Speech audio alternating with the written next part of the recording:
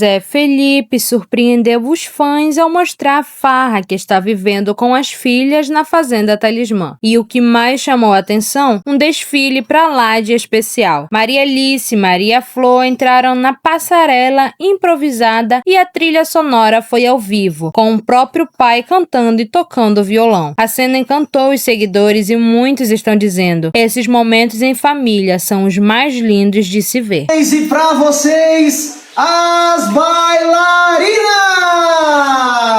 Aê, vem, bailarina! Vai, vamos cantar, agora dança, bailarina, tá? O meu colinho, quer tua sentada, então, sentada nada, então, sentada nada.